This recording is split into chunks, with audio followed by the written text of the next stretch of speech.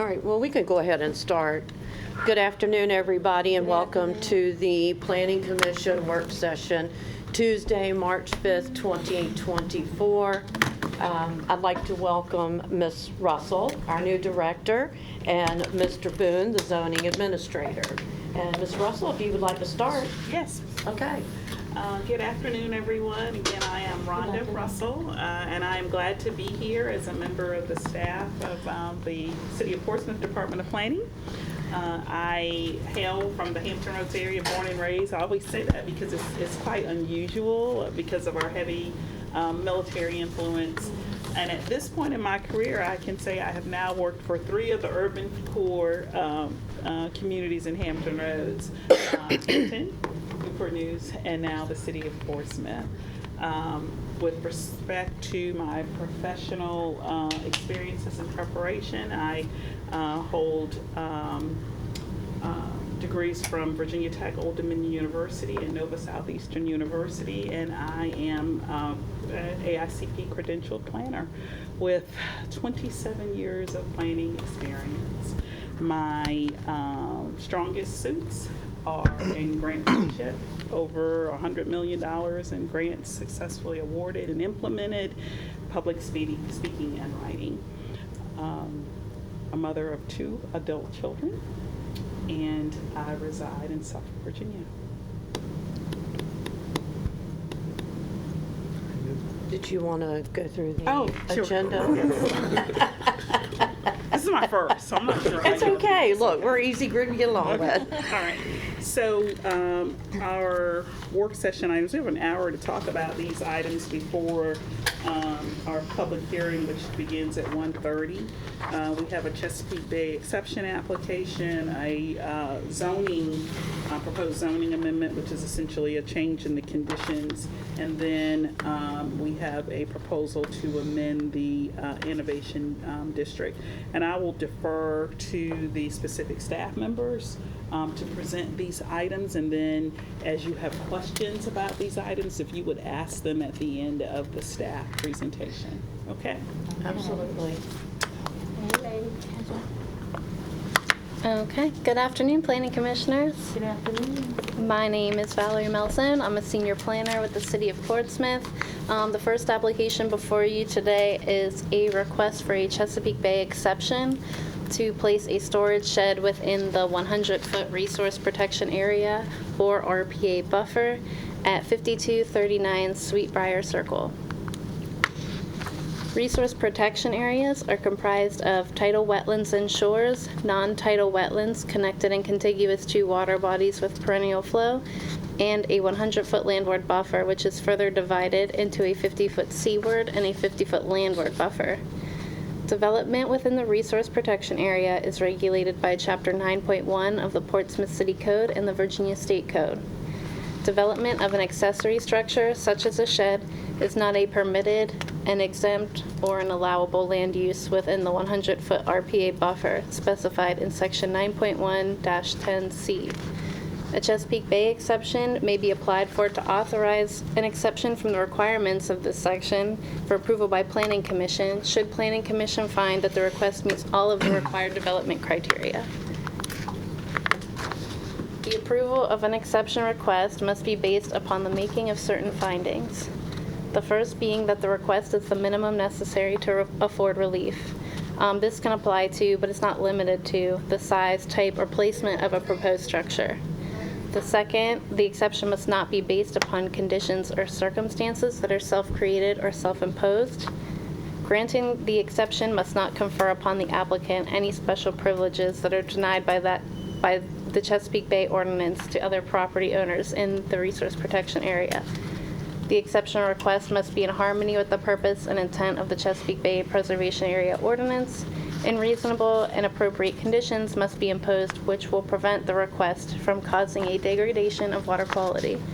If appropriate, the Commission can request that an amendment be made to an applicant's submittal to allow for a proposal that meets the intent of the Chesapeake Bay Ordinance. The subject property at 5239 Sweetbriar Circle is zoned General Residential, or GR.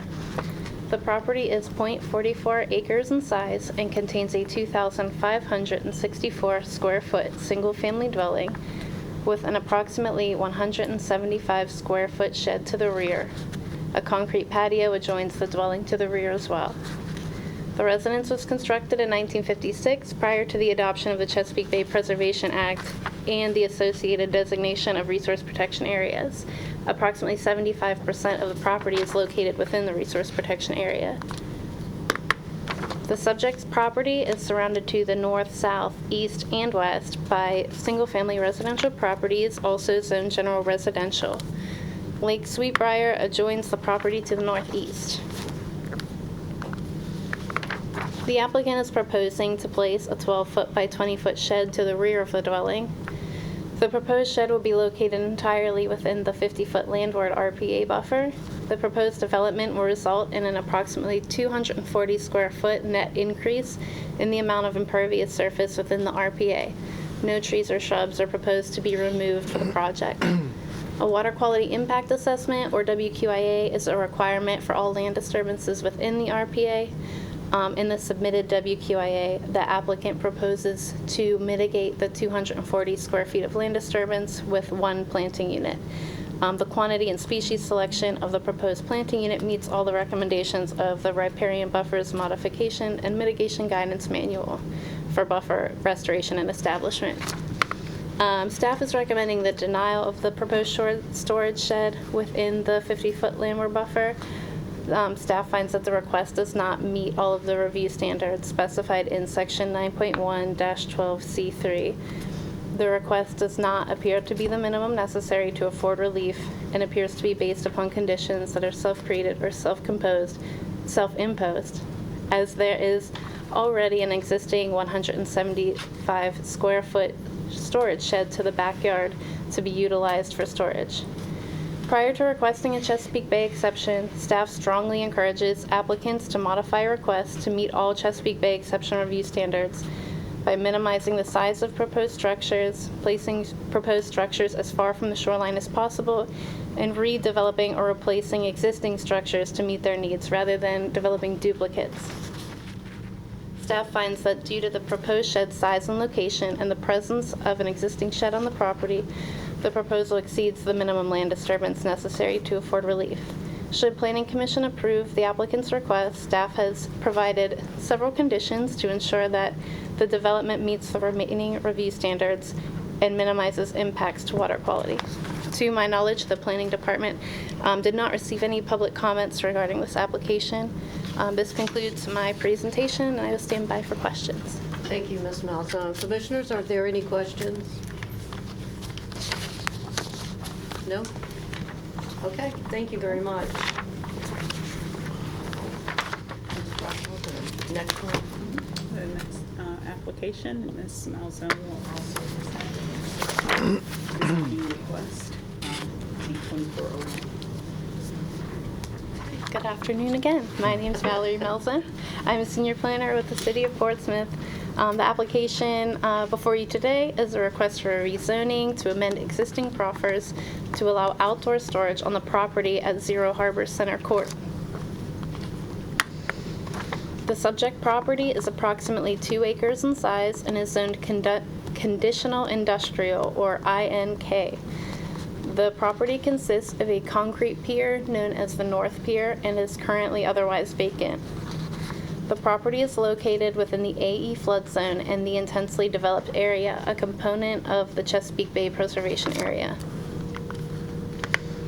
The subject property is surrounded by commercial, public, and institutional and industrial uses. A commercial marina and the City Hall building, both zoned downtown D1, D6, T6, are located to the north of the subject property. Additional Fairlead Integrated LLC properties, zoned conditional industrial, are located to the south of the subject property. The Atlantic Union Bank Pavilion, zone D1, T6, adjoins the subject property to the west. The North Pier extends into the Elizabeth River on the east. A voluntary proffer conditioned as part of a previous rezoning request currently requires that the development on this property substantially comply with a conceptual site plan and elevations depicting a 38,000 square foot fabrication and storage building. The applicant is requesting a rezoning of the property to amend the voluntary proffers in an effort to deviate from this proffered plan. The rezoning will allow Fairlead additional flexibility to utilize the North Pier for outdoor storage and facilitate plans to fabricate, preserve, and store sections of aircraft carriers and submarines for the U.S. Navy. The submitted conceptual site plan and elevations depict the layout of the proposed outdoor storage area. The proposed storage area is approximately 1 acre in size and is completely enclosed with an opaque 8-foot fence. The proposed fencing is currently depicted as fabric-covered chain link fencing with barbed wire along the top. 56 planter boxes, each containing 2 trees or shrubs, are planned along the north and west sides of the proposed fence, where it will be visible from City Hall and the Atlantic Union Bank Pavilion. Currently, the proposed fencing does not comply with the regulations of the zoning ordinance. In accordance with the zoning ordinance, chain link fencing shall not be opaque, and barbed wire is prohibited in all zoning districts unless specifically approved in accordance with a security plan. At this time, a security plan has been submitted but has not yet been approved by the zoning administrator. Zoning ordinance compliant landscaping, fencing, and additional site development elements will be reviewed during the site plan process. The applicant also submitted a proffer letter that voluntarily conditions substantial conformity with the submitted conceptual elevations and concept layout plan. The proffers also limit nuisance operations during events at the Atlantic Union Bank Pavilion and prohibit potentially inappropriate land uses that would typically be permitted by right or require a use permit within the industrial zoning district. Staff is recommending denial of the applicant's request.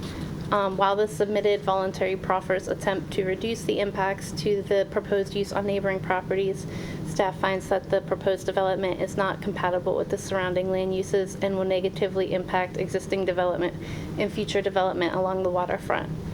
The proposed outdoor storage will be unsightly on a prominent waterfront property. In addition, it's unclear if the proposed landscaping in planters will be a good long-term option to screen the property. To my knowledge, the planning department has not received any public comments regarding this application. This concludes my presentation, and I will stand by for questions. Thank you, Ms. Malzone. Commissioners, are there any questions? No? Okay, thank you. Okay. Next one. The next agenda item is the proposed adoption of our innovation, or plan for our innovation district, and Mr. Brian Sweats will make the presentation. Good afternoon, everyone. Good afternoon. I believe this is going to be the last time I speak to you guys about the Innovation District. I know it feels like it's been going on for a little while, and that's because it has. We're coming up on 2 years, but we finally have a plan for you, and I'm going to walk you through what's in the plan this afternoon, and at the end, we're going to be asking that you recommend to City Council that the plan be adopted. So we're talking about the Innovation District here in Portsmouth. I'm going to talk to you about 3 things: a quick refresher on what the Innovation District is, and then we'll talk about what the goals are in the plan and what the recommendations are for achieving those goals. So this is an outline of the district itself. This is down High Street from where we're currently sitting, so it's bounded more or less by Effingham on the east and the a little past the Martin Luther King Connector in the west, County to the south, and London Boulevard to the north. This is a picture of High Street going through the district, and this is kind of emblematic of what you'll find out there, where it's a lot of vacant and empty parcels. We had significant public outreach as part of this planning effort. We broke it down in this calendar here, but what I'd like to point out is first the number of workshops that we did with the public to go along with the various listening sessions that we had with stakeholders, meetings with you all, meetings with the Economic Development Authority, the Downtown Design Committee, and City Council. Most of these were organized in a similar way, similar fashion, where we would start with a recap or a summary of what we did at the previous meeting so that we make sure that what we heard from people is what they were actually saying, to make sure that we're all on the same page. And then we get into getting sitting and doing a more Socratic method of listening to people's thoughts on various topics that we would have. And then we do that again. And the idea here is that we want to make sure, again, that what we're hearing, what we're putting down on the paper is exactly what people were telling us in those meetings, and there's nothing lost in translation. Why do we have this district? This came about during COVID, but in an area that has been underinvested in for decades, and the idea is to turn this challenge into an opportunity. And the way we do that is through the 4 goals that we've identified in the plan: growing our own jobs, creating the greenest street in Hampton Roads, creating a great place, and building an equitable community. So the first goal here is growing our own jobs. We want to do that in part by building infrastructure that is helpful to people in an entrepreneurial environment. So for example, this is a map that shows the existing fiber ring in the city of Portsmouth. The red lines are where the fiber ring has already been buried and installed. It just has not yet been turned on, but it is out there and it will be available. And so figuring out how best to utilize that resource is something that we are hopeful that will bring good economic development activity. We want to be able to provide the infrastructure for people to build their business, and one of those things that they need is a place to sell. So whether it's an outdoor market like what we see in the Old Town Farmers Market, having a dedicated market hall, just somewhere that people know that they can go and they can find products and they can find especially local businesses and local brands that they can shop from. We're looking at trying to create mentorship opportunities out here. So it's one thing to have an idea about how to create a business. That's another thing to actually go and do that, right? A lot of people think that they know what they want to do, but then if you say you want to go to a bank, they ask you for a business plan. Well, I don't know how to do a business plan.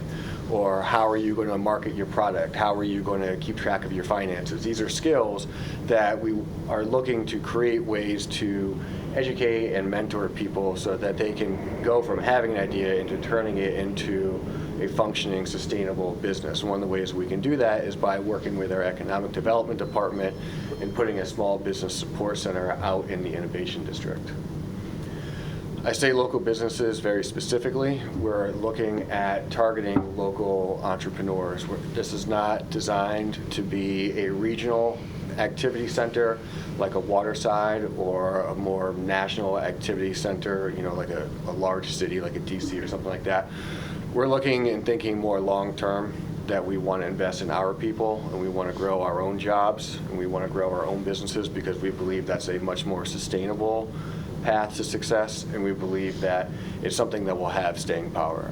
I think that, I haven't been here as long as most. I am a transplant, but I've been here long enough now that I've seen that these places that get built and they look exciting, the excitement lasts for a couple years and then they hold on for 10 or 15, and then so you start actively looking to toss a lot more money into fixing it up. And I'm looking at you, Waterside. This is not something that we are trying to do in this plan, and I say we because we work very closely with the Economic Development Department. This was a philosophy that we both agreed on from the beginning of this project. We have IC Norcom in the center of the district. I mentioned mentorship. I mentioned investing in growing our own. This is a perfect opportunity to invest in our kids and give them a path forward, give them something new that they can be thinking about, way to earn money, a way to stay in the region. And then if we do this correctly over the long term, we see that start creating that new pipeline, and then you start building expectations where people who are graduating in a couple years can look at people who their friends or whoever that have graduated before them, and they've gone on to do good things right here in Portsmouth, right here in the district. And so they say, that's something I can do, that's something I would be interested in, and that starts to create that self-fulfilling prophecy. Second goal is creating this greenest street in Hampton Roads. We have an update on our RAISE grant. It is with the Federal Highway Association right now, which I believe means that we should be seeing that money in weeks, not in months. So that will go when we start designing this new streetscape down High Street. As part of that streetscape, we're looking to make this a community that's more friendly to bicyclists and pedestrians, starts reducing the number of cars and especially the speed of the cars that are out there. We want to be implementing different green infrastructure ideas. So for example, we've got these tree wells here, and these are designed very specifically so that the roots of the system are not going to be buckling sidewalks. They won't be migrating out and damaging surrounding buildings. But they've also got manhole covers in the street so that stormwater that's coming off of the street can flow right into these tree wells and water the trees. That helps keep them alive, but it also helps with our stormwater efforts out there. There's part of High Street that's in the flood zone, and so you're going to see ponding out there, and so this is a way to help kind of alleviate that kind of thing. Additional sustainability features, looking especially at like solar power that's out there.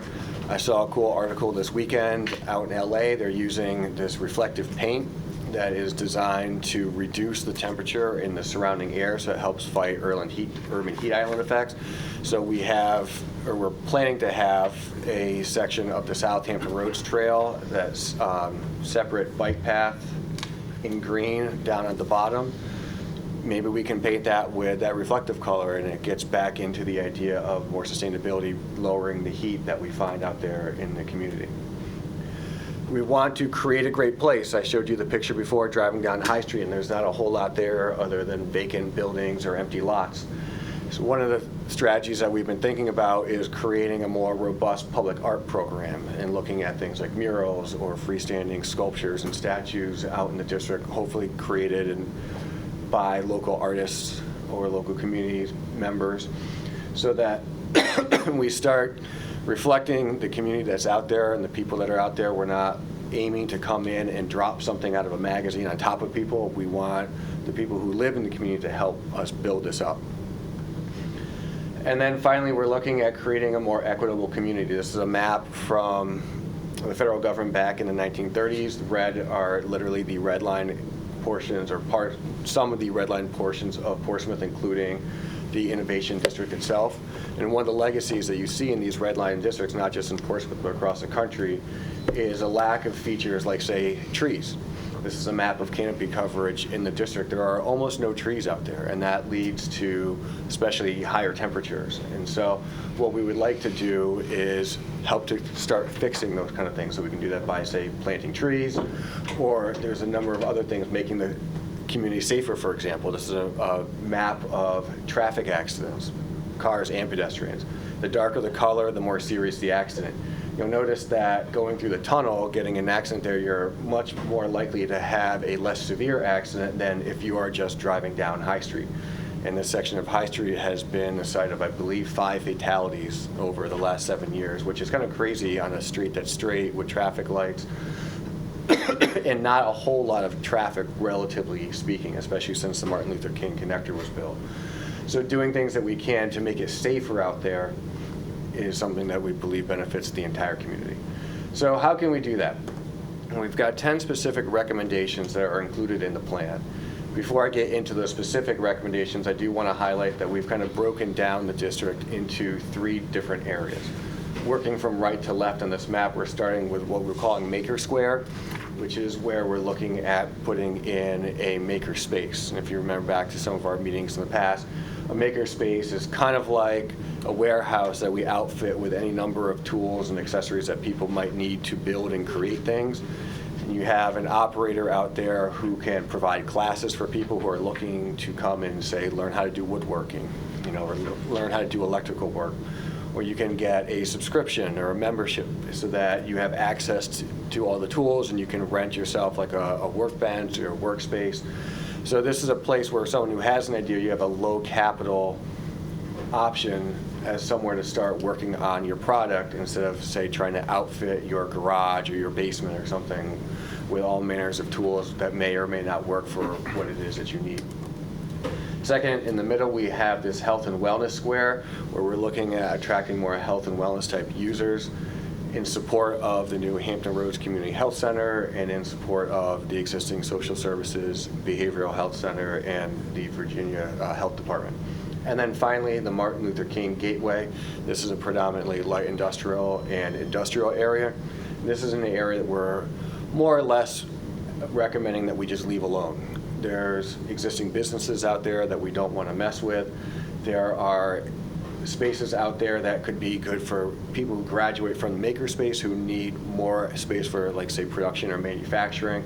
We have places out there that would be perfect fit for them, so you're just going right down the street. Again, the idea is that if we're investing in people, we want them to stay here in Portsmouth, and so this is a way that we can help keep them here in the city as they become more successful. So in the makerspace area, this is just a potential of what something could look like. And in fact, in the time that since we put the presentation together, there has been a slight update in that in the bottom left parcel where it says ground floor retail, and below that the 76 parking spaces, I believe that's the shiny computer site for those of you who are familiar with that building. Economic Development, I think, has purchased that and is looking at putting the makerspace in there, which would put us right in the corner of High Street and Elm Avenue. So we've got great high visibility out there for a corner piece or cornerstone of this district. North of High Street, in those white buildings, those are existing buildings, and so the Economic Development Authority controls some of those. Some of those are vacant. Some need to actually come down because they're just structurally unsound, but these are examples of places where we could bring in things like an artist studio, a commissary kitchen, create a market hall, going back to the idea of having a place for people to sell. And then in the top right corner, you see the small business center. This is where we're envisioning that economic development would have a permanent, perpetual spot to be out there, so that people who are working, say, in the artist studio or in the makerspace, who've got questions about, whatever it is that economic development can assist with, finding grants, working through the city's permitting process, what have you, they're right there to provide that support and to help people out so they can keep working on creating their new business. And then this is surrounded by, on the south, the approved townhome development, and then on the north corner of High Street and Elm, the affordable housing units that have been approved. So we're looking at about 100 units coming online, hopefully in the next year or two. They've been approved by City Council. They're just in site plan review now, going through that process. But we're really excited about the number of new units that we have coming to the district, a place that hasn't seen anything like this as long as I can remember. Getting into the health and wellness square, in the white, you see, again, the existing buildings. The large building in the bottom towards the center is the social services building, and then going up and to the right, the existing community health center. So we've talked about how we met with the Hampton Roads Community Health Center as part of this process, met with them extensively, and how they've been telling us that there's a lot of complementary uses that they would like to be able to direct their clients to, but there are no services like that in Portsmouth, or if there are very few. And so our idea is that if you can congregate these uses into one area, it allows people to come and get all of their kind of health and wellness stuff done all at one time, all in one area. Then we have opportunities out here where we can build more mixed-use style development. These health and wellness uses are not loud, they're not distracting to people who might live in the same building, and so this is an opportunity for people who are living there to also be able to work right close to their job and working in what we believe is going to be a new and exciting upcoming district. And then again, the Martin Luther King Gateway area. These are the Quonset huts. They're about 1,000 square feet that are out there. That would be perfect for just, some small scale light manufacturing. So say you had someone who was trying to get into clothing design, right? And they wanted to be able to have a couple different kinds of machines so they can build prototypes that they can send out to a department store or to, different shoppers or whatever. Say, here's what I've got. Would you be interested in purchasing something like this? So you're not doing huge manufacturing, but you do have more space and you do have more options for the types of tools and machinery that you use, so you can provide more detailed and things that are just, better quality with more craftsmanship. Okay, so those are the three areas. Now let's talk about the recommendations for those areas. The first is the High Street streetscape, which I mentioned briefly before. Again, the idea here is to make the street safer and more friendly for cyclists and pedestrians. We can do that with things like these curb bump outs, so that getting across the street, the distance isn't quite so far.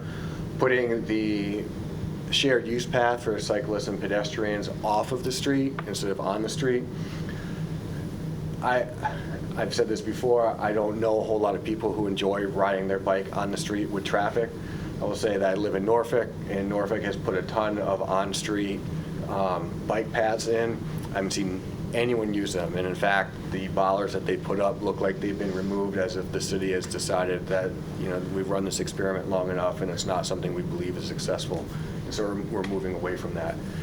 We've done a lot of work with putting sharrows on the road, and that's great for people who are like professional cyclists and whatever, but if you're just a parent and you want to go out for a bike ride with your kid, you're not trying to ride down High Street where people are going by you 50, 60 miles an hour.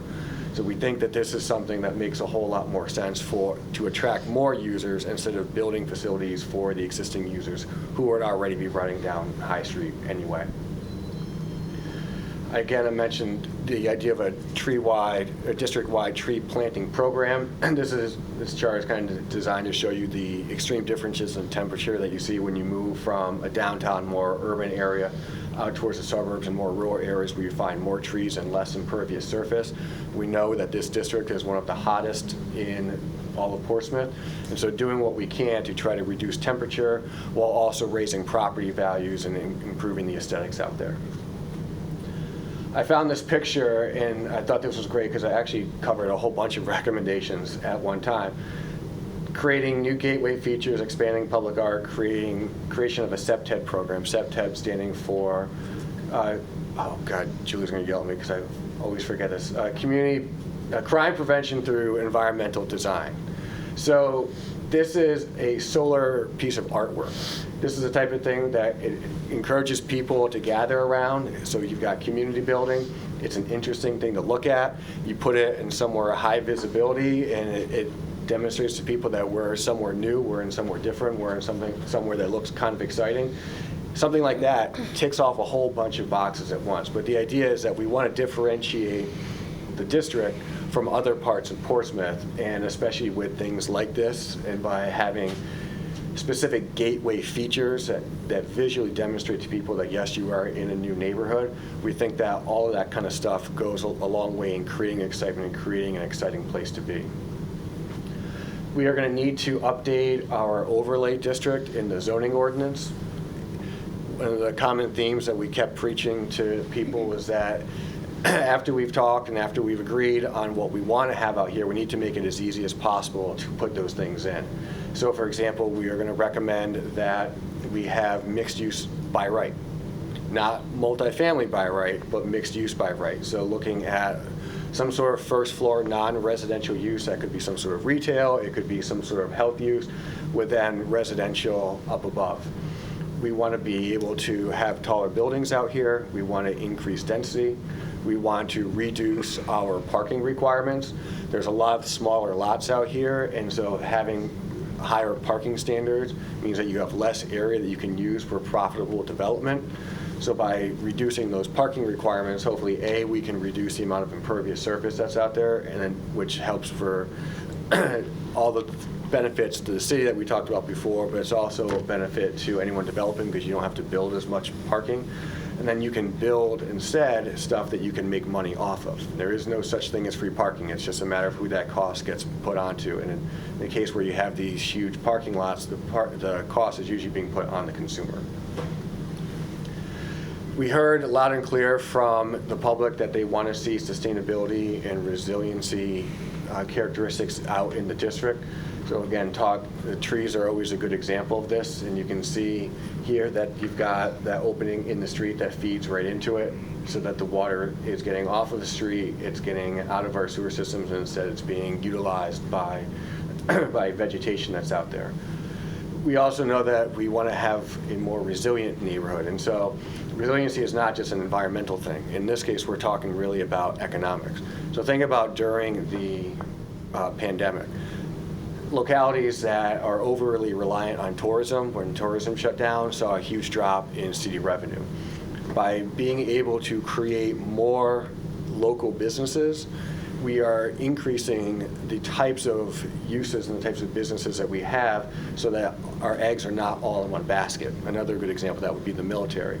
The military is not something that normally comes and goes, but we are very reliant on the budget that we get from Washington, or don't get, depending on the time of year. So again, the idea is that by investing in our own and by having a wider variety of businesses, if we do have some sort of awful event again where things either start shutting down or technology outpaces a certain sector of the economy, we've got jobs and businesses that are already here that can withstand that kind of change. Equity and inclusion were underpinning all of our efforts that were out here. We don't want to create a neighborhood that forces people out, and so that's why we've stressed since we did our first area plan out here back in 2017 that we don't want to do anything that's going to prevent existing businesses from being able to operate or to be able to expand what they're doing. We don't want to do anything to people who are living out there currently who may want to, upgrade their house. We don't want to do anything that's going to displace the people who are there. Instead, we want to just be able to attract more people into the neighborhood. We also want to do things like improve access to healthcare. The city per capita has much lower rates of access to both general practitioners and non-general practitioners than other cities in Hampton Roads, exemplified here in this chart. And so we believe that by bringing more health and wellness users into the district, it benefits the district itself from a development perspective, but it benefits all of Portsmouth as well by giving people more access and better access to various kinds of doctors and healthcare. To be able to make sure that this plan is, and these goals are, that the plan is fulfilled, that these goals are met, we need to have leadership. This is not something that is going to be done in a couple of years. This is something that is going to have to be worked on for years and years to come. And so in order to do that, we're recommending the creation of an implementation committee, a group that would be made up of a diverse group of community members, developers, business owners, city staff, political leaders, people who are out in the district and who can say, here's the things that we're trying to do in the plan that are working, here are things that are not working, here's something that we didn't consider but we would like to. And again, when we're doing all that, that costs money. And so a group that can have city council's ear and you can say, hey, these are important to us, and we think that this is working. We want to make sure you're putting money into the budget every year to help support these efforts. And finally, we need to create a new identity and a new brand for the district. This doesn't have one. The area doesn't have a name. It's the innovation district in the zoning ordinance, but that was just something to describe the process more than it was to describe the area. We've called it Uptown for a while. That only came about because there was a planning commission member who called it Uptown, and it just kind of stuck, but there was no history or anything behind it. So we need to do something.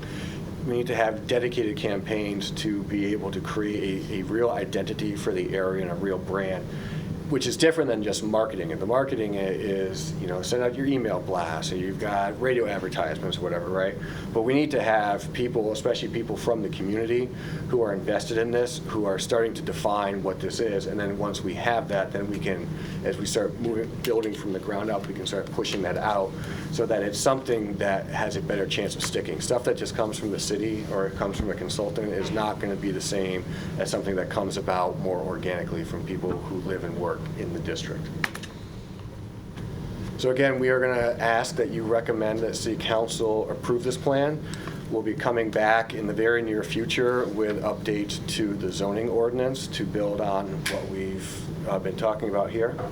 And I am happy to answer any questions that you may have. Yes, I have a question. I have a couple of questions. Sure. I would personally like to see this plan include students from IC Norcom High School for their input, because young people have very creative ideas, and we want to have a way to link this district with the students at IC Norcom specifically, because this is very close to where this school is. Personally, I think the innovative district name is, I like it personally. I don't, but that's just how I feel about it. I do want to talk for a moment about the streetscape, the trees. I only found this out about 2 years ago. And I would encourage you for the investment for the trees that you only plant male trees, because I found out that it is the female trees that trigger the type of pollen that causes the allergies. I did not know that. I did not know it either. All I right. do know growing up in this area, I never had problem with allergies. But coming back, so many people have problems with allergies. And then I found out, because I didn't know that there were male trees and female trees. I just thought there were trees. So I would encourage you to, research that further. Okay. But that is the information that I have been informed of. Okay. That is excellent to know. Thank you. You're welcome. I have a question. For the 50 new places of residence that's coming to High Street, I believe, are they going to be for sale or rent? Right. Okay. Or, sorry, the townhouses, I believe, will be for sale. And then so that's on the south side of High Street. The affordable units that'll be in the corner of High and Elm, those are going to be for rent. Okay. And just to kind of piggyback what she said about including students from Norcom, I know Portsmouth does have a trade program for the high schoolers that probably would be good to integrate it for like technical skills like plumbing, and you got the programs over here at the shipyard, so to kind of keep that in the loop with the innovative district for the bringing small businesses. Yeah, we've sat down with members of the school system already. The guy, and his name is escaping me right now, who oversees that kind of career training program. And so we've already started those conversations to figure out, because they're looking at building a center now out by Maryview. Okay. And so we're looking at what can we do out here to kind of complement what they're doing, and then what kind of programming and mentorship and then apprenticeship type programs might we be able to work together on, including in the district. So yeah, those conversations have already started. We also need to talk to them about the bus routes through there, because when we narrow that street down, we got to make sure the buses can come in and out too. So all of that is something that we have on our list of things to do, and if we have not started it, it's only because we haven't gotten there yet. So like designing the street, for example, we're going to be bringing that out for public comment and doing more public meetings with what the street will look like. And that will include conversations with Norcom about specifically how do we make sure that the buses are going to be able to get in and out efficiently and To effectively. those locations. Yep. One more thought with Northam.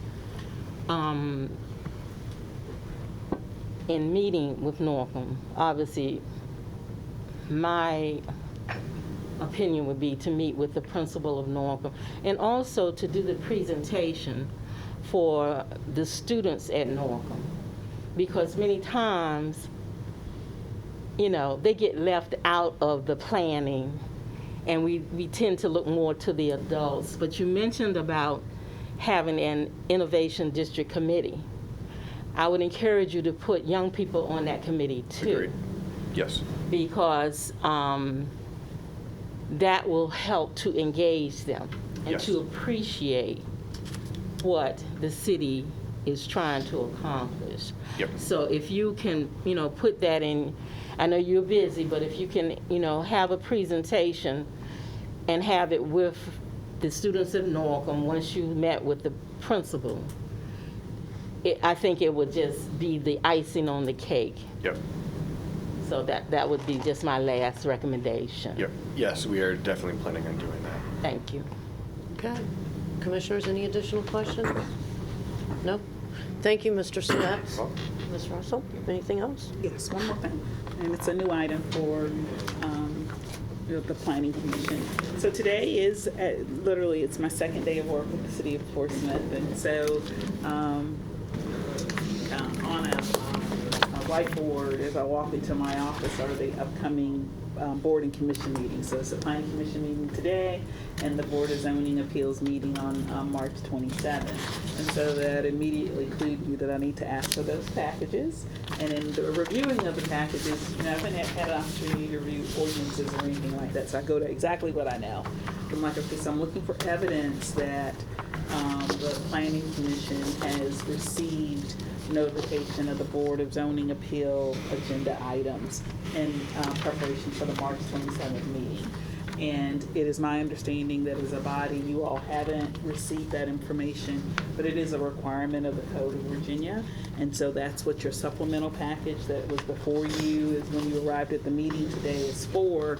It includes the, just my memo stating it, what I just said to you, the code excerpt that requires your review, no action. So if commissioners want to make a recommendation on the agenda items for the BZA or attend the public hearing, then that's what that notice does.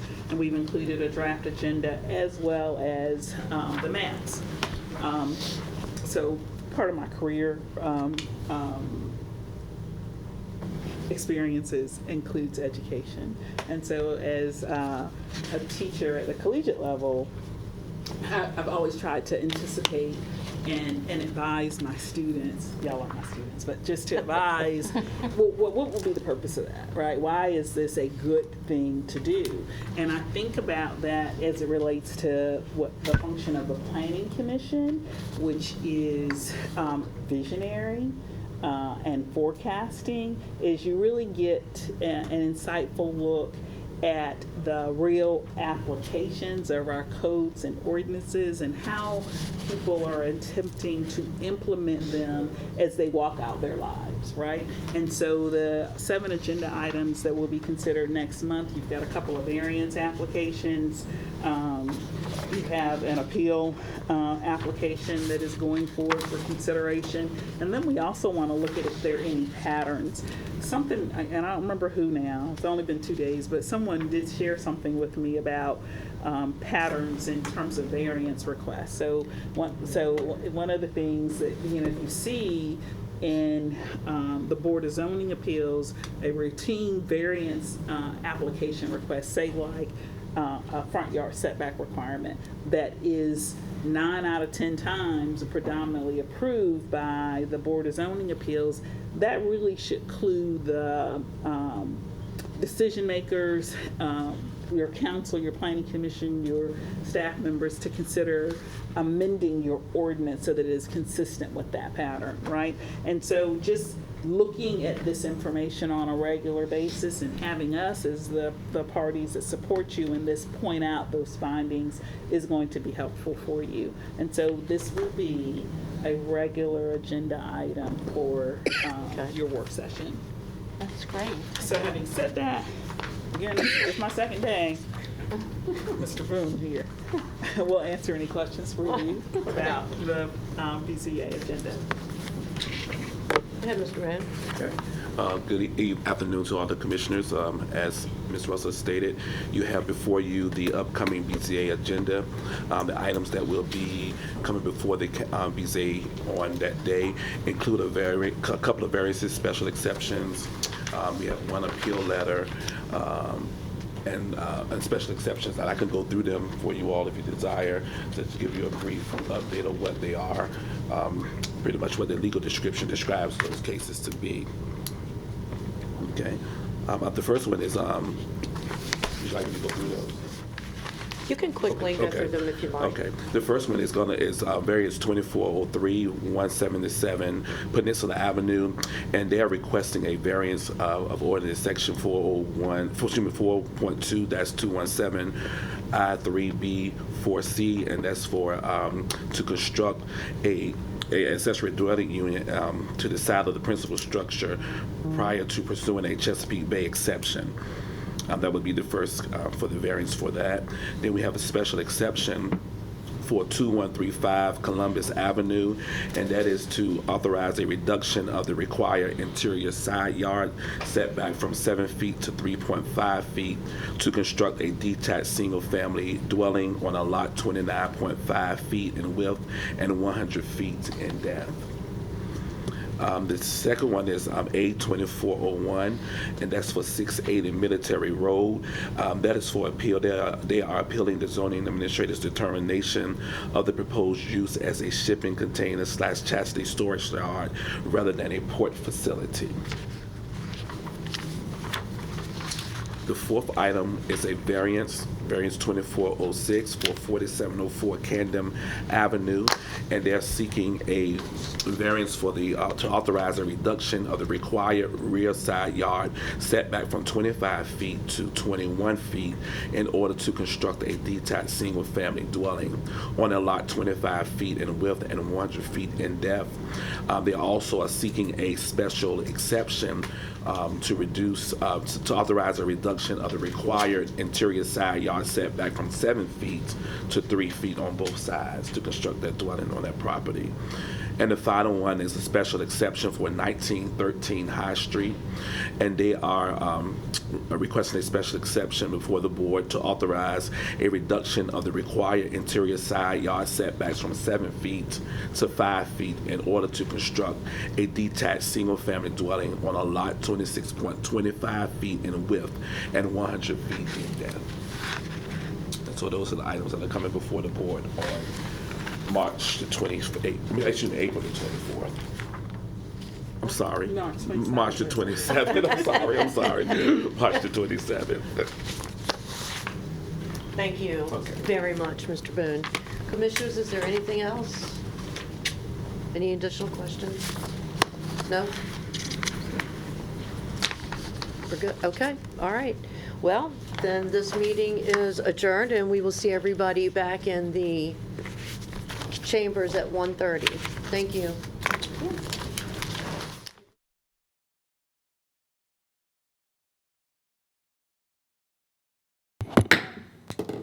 Good afternoon, ladies and gentlemen. I would like to welcome you all to this very important meeting today, Tuesday, March 5th, 2024, in the City of Portsmouth City Council chambers. Madam Secretary. Thank you, Madam Chairman. Commissioners, we will now have roll call. Please indicate your presence electronically.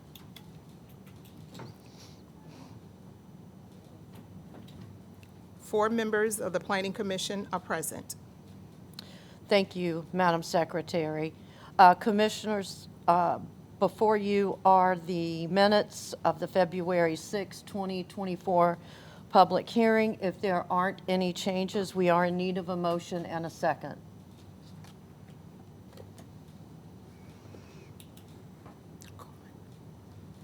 Commissioner Coleman?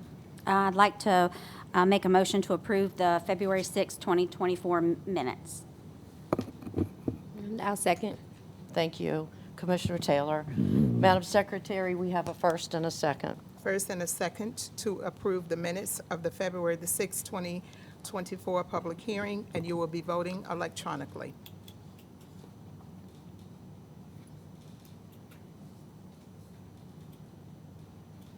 The minutes are approved by a vote of 4, 2, and 1 abstain. Okay, point of 3. order. We approved 3 with 1 abstention. Is that what you said? Yes, ma'am. Okay, I'm sorry, I couldn't hear you. Okay. Thank you, Madam Secretary. Yes, ma'am. Go ahead. We have announcements of future meetings and conferences. Our next scheduled work session is Tuesday, April the 2nd, 2024, at 12:30 p.m. City Council Chamber Conference Room, City Council Conference Room, followed by public hearing at 1:30 p.m. City Council Chamber. Items reviewed today will be presented to City Council for action at their April the 9th, 2024 public hearing or as otherwise noted. In addition, AP-24-01 will be fast-tracked to City Council at their March the 26th, 2024 public hearing. Planning Commission rules limit a speaker up to 5 minutes to speak. We also ask that everyone please silence your cell phones at this time if you have not already done so. Our first item, CBE-24-01, Sweetbriar. Rudiger Grew requests a Chesapeake Bay exception to construct a storage shed within the 100-foot buffer at the Resource Protection Area at 5239 Sweetbriar Circle. The property is zoned General Residential, GR, and is further described as Tax Map 787, Parcel 38. The future land use map of the Build on Portsmouth Comprehensive Plan designates this property for low to medium density, single-family residential uses. The staff coordinator is Valerie Malzone. Will the applicant or representative for this application please come forward and present your application at this time?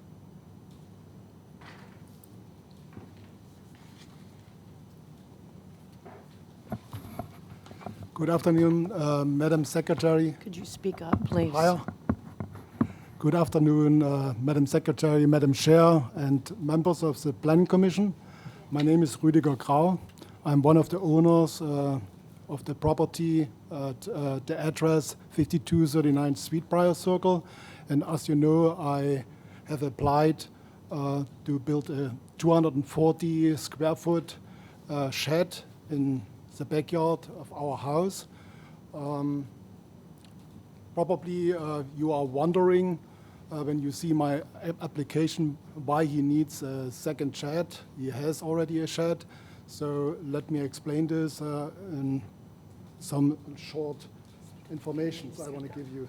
Mr. Grau, I apologize for interrupting you. Would you mind trying to speak up just a little bit more, please, so that we Louder? can hear you? Yes, sir. You want Thank me to you. speak louder? I Yes, can sir. speak very loud. So- Yes, sir. That's fine. Okay. Thank you. We want to make sure that we hear everything that you have to say. Okay, so I just meant that you already know that I own a shed. It is on the property. It is in my application, and I'm applying for another shed. So I want to explain why this is the case. So since we have moved to the property when we bought the house in 2019, I have respected the land, and I know that our property is in a fragile environment. So I have since this time planted exactly 7 trees, over 40 bushes. 20 of these bushes I have planted in my backyard along the shoreline to give the land enough cover and especially to mitigate erosion. I have a big giant lawn, what is around about 18,000 square feet, and I have a push mower, and I need around about 4 to 5 hours in the main season to take care of this lawn. I have no riding mower to make it more possible for me to get quick to this process. And since I have a very steep slope, or half of the backyard has a very steep slope down to the Sweetbriar Lake, it gets more and more difficult for me to mow this by hand. Getting older and also having health issues already, so this is the reason I'm planning. But I have no acceptable storage for this. So another thing is I'm responsible also for cleaning part of the lake, what we own from debris. What I do every year, I just started after the winter. And I do this throughout the year. So, and I'm using large rakes for this and cutting tools to get all the growing algae out and debris what lands on our land because we are at the end of the lake. So I back this up to give you an idea. One cleaning at least, and then I need several cleanings to do this. I have also a picture I can show you. Is 15 to 20 30-gallon bags. I have to trek up the hill 140 feet up to in front of our property where it can be picked up and disposed. So this is, and one bag at least is 25 pounds, so sometimes more, and the debris is wet. So in addition to the landscaping, I'm also doing most of my home improvement and home repair myself. We own an older house from the 50s, so you can imagine that there's a lot of repairs going on and improvement. You may know that it is hard to find companies nowadays. They are reliable. A lot of them are very expensive and do poor work. So, and therefore I do as much as I can myself. and this requires also the numerous tool I have to store. So the old shed on the property is actually not one building with 175 square foot. It's actually a smaller shed with an add-on. So the bigger portion of the shed, it is all under one roof, of course. The bigger shed has 86 square foot, and the smaller what was added on, 63. So it is, and it has a wall in the middle, but separates it, what gives both parts of this two sheds less room to store. So since it is not a big building with a big entrance, I'm not able to store a lawnmower. I want to buy or bigger, bulky equipment. So, and having the new shed built would give me the opportunity to store a zero-turn lawnmower, what I figured out by borrowing a neighbor's tractor riding mower. So the zero-turn mowers are the one with the different handle, and they are flat, they are wider. So in the doors of this shed are too small, and so and I need at least 6 feet doors and to maneuver this lawnmower secure in and out. And I also want to add a little trailer for all the bags. I have to get up very often to this lawnmower and other equipment. So and it would give me the opportunity to do this in a bigger extra shed.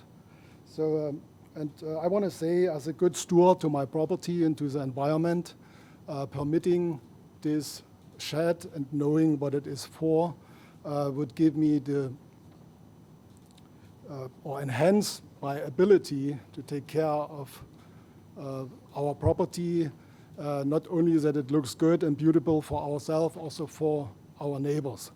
So, and I want to ask you politely to think about how minor the land disturbance is with this shed when you eventually compare to other projects. I want to say also, like Ms. Malzoni already mentioned, that this shed is not encroaching in the 50 feet RBA seawards buffer. So, and it is also not blocking the access to our backyard. It is in Zone X. It is positioned on blocks, so it's no foundation required. So when you compare this to swimming pools or big pads or patios or other storage buildings people own all over Portsmouth, and I assume it is all permitted and correct. So I hope you put this in consideration, and I thank for your time. And if you have any question for me, I'm open to answer them. Okay. Thank you very much, Mr. Grau. Commissioners, are there any questions? None? Okay. Madam Chair, Secretary. Thank you, Madam Chair. Ladies and gentlemen, this is a public hearing on item CBE-24-01. I have no registered speakers. If there's someone here who did not get an opportunity to register and would like to address this application, you may come forward, state your name and your address for the record, and you will have up to 5 minutes to speak. Appearing to be none, Madam Chairman, members of the Planning Commission, this public hearing is now closed. Thank you. Is there any more discussion? If not, we are in need of a motion and a second for CBE-24. Yes, Commissioner.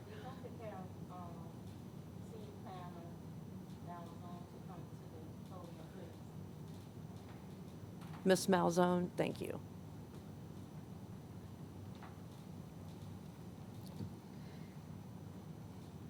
Hello, I'm Valerie Malzone, Senior Planner. Explain to me again the specifics for the reason that the planning department denied the gentleman's application. Right, so Chesapeake Bay exception applications. You have the mic, and I'm still not hearing. Okay, so Chesapeake Bay exception applications, they have different review standards than some of the other applications we hear. And two of the review standards we found weren't met in this application. The first being that the request was not the minimum necessary to afford relief. In that, we recommended that he reduce the size of the structure as much as possible, move the structure as far from the shoreline as possible, and that you would consider removing the existing shed and making a new shed in that same footprint that would serve your needs.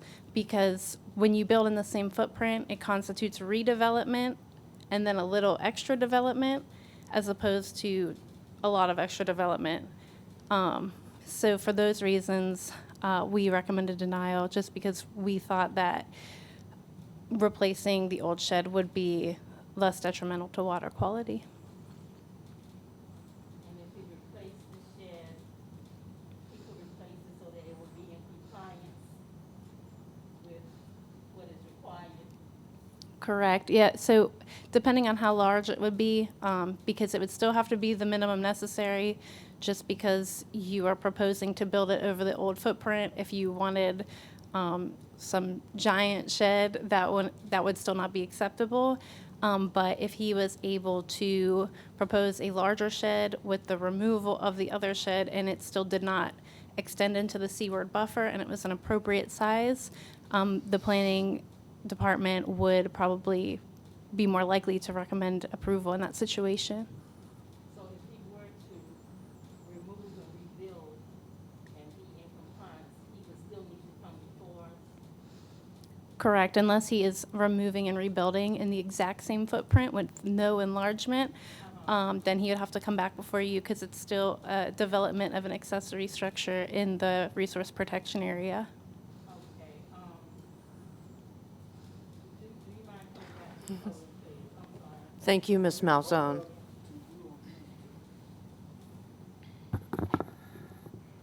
sir, I just wanted to know, you would have a problem with tearing down the existing and rebuilding a larger shed that is in compliance with the requirements? I would not have a problem. I would like to mention that I just in 22 repaired a lot of.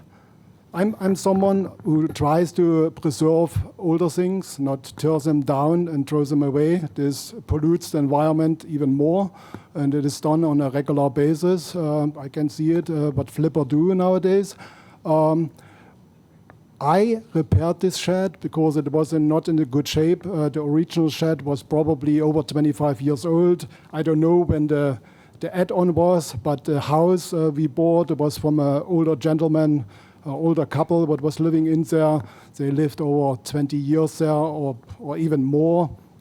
So I repaired it just. I spent money on and I store, you can see in the application what I'm already storing in. It will not be that I take everything out of this old shed, put it in this big shed, and then the other shed is empty. And I understand Ms. Malzoni's concerns that to create a present like it was in the last meeting, allowing a pool to build what encroached the 50 feet RPA actually. I understand all this, but I need the space for all the equipment I have. I do.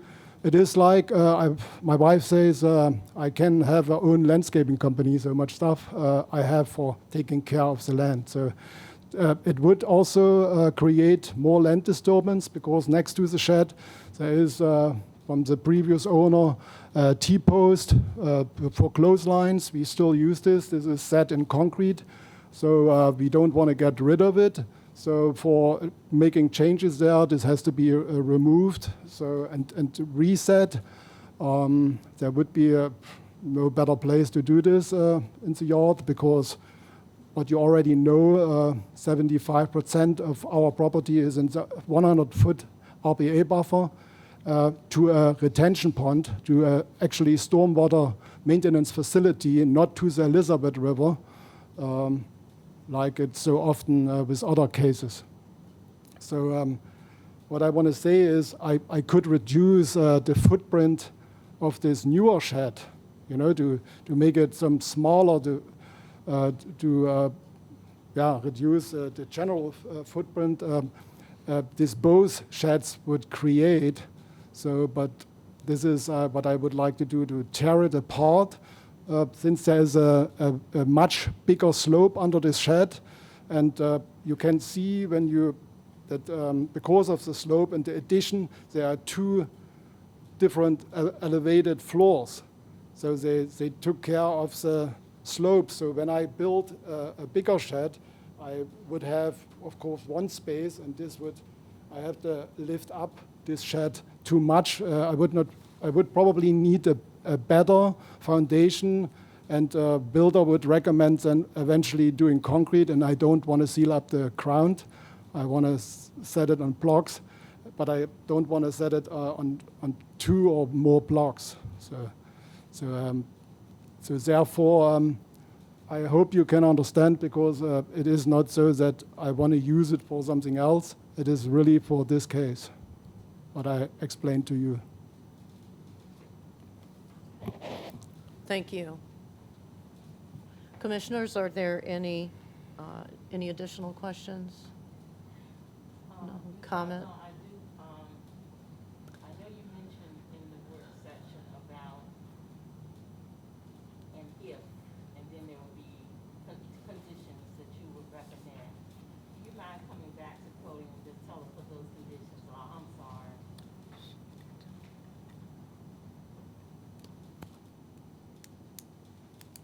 Thank you.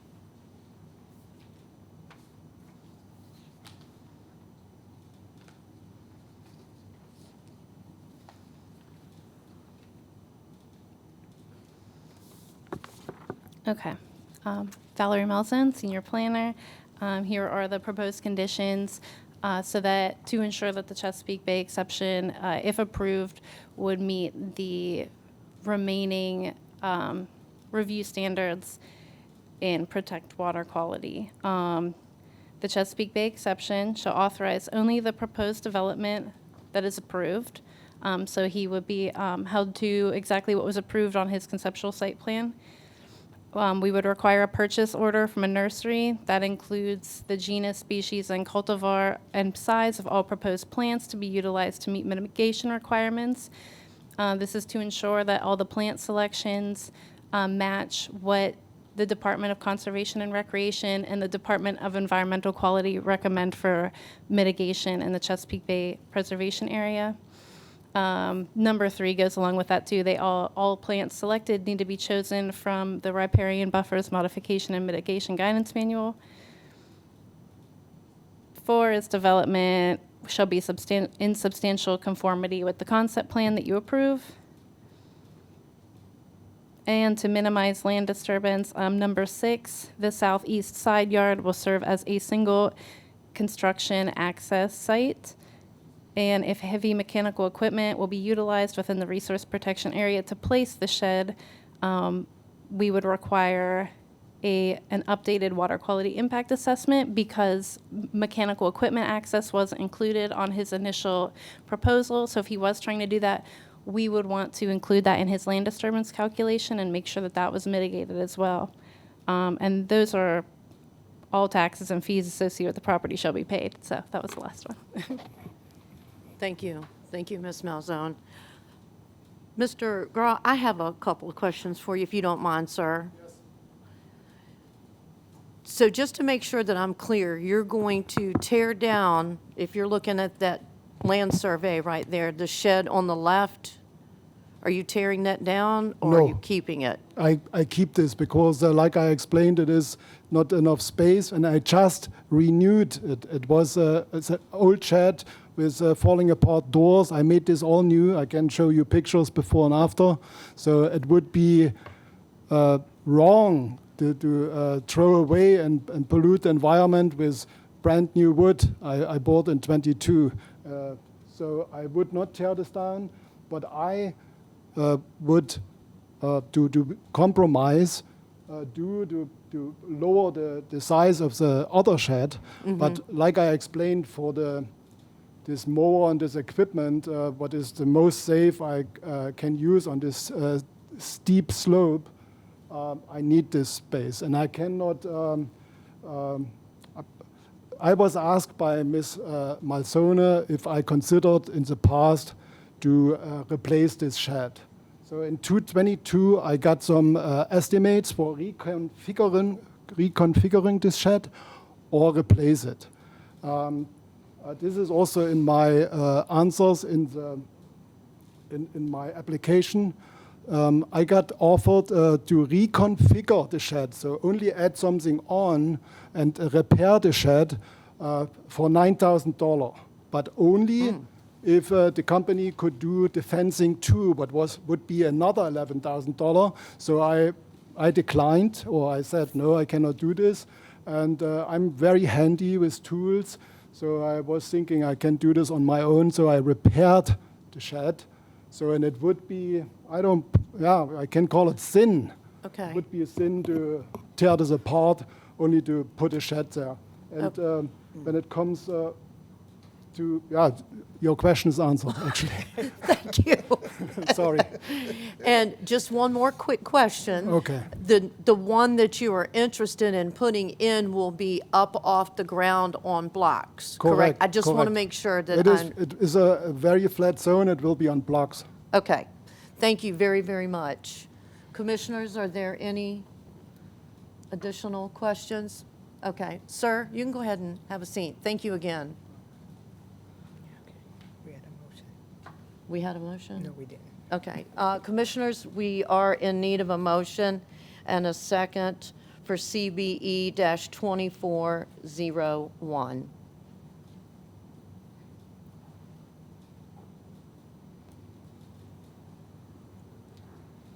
Commissioner Coleman? Thank you.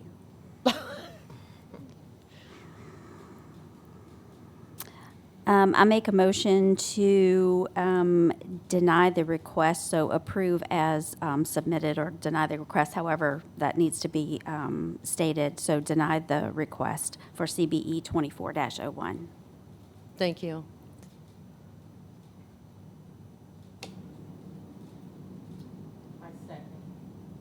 Thank you. Madam Secretary, we have a first and a second to deny CBE-24-01. Motioned and second to deny CBE-24-01, and you will be voting electronically.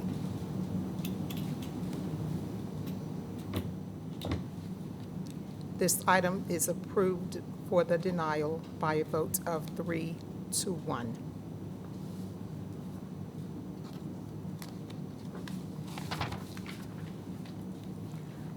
Our next item, Z-24-01 Downtown. Jim Bento with Fairlead Integrated requests to rezone approximately 2.4 acres located at 0 Harbor Center Court from conditional industrial IN-K to conditional industrial IN-K to amend proffers to allow outdoor storage on the North Pier. The future land use map of the Build One Portsmouth Comprehensive Plan designates this property for mixed-use employment. The property is owned by Waterfront Acquisition, LLC, and is further described as Tax Map 3, Parcel 1. Staff Coordinator is Valerie Malzone. Will the applicant or representative for this application please come forward and present your application at this time?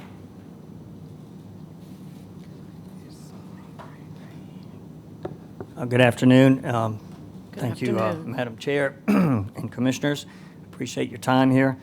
That lead-in kind of is really what our ask is. So I'll go through our application, but our ask is two things.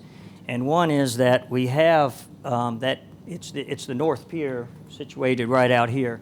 We have that as a industrial with conditional to build a fabrication facility on that pier, and that's already been approved.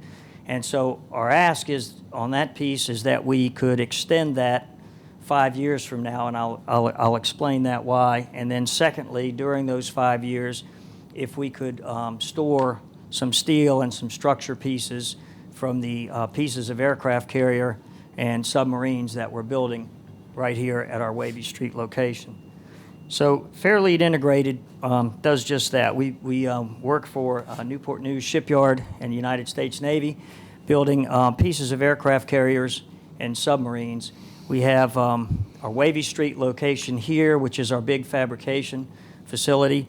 We have an electronic and machine shop set up in Chautauqua. We have 650 and 750 Chautauqua Avenue in Portsmouth.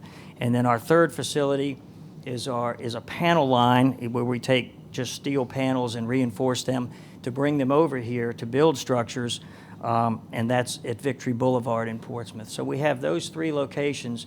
The other 2 are actually feeding the Wavy Street location.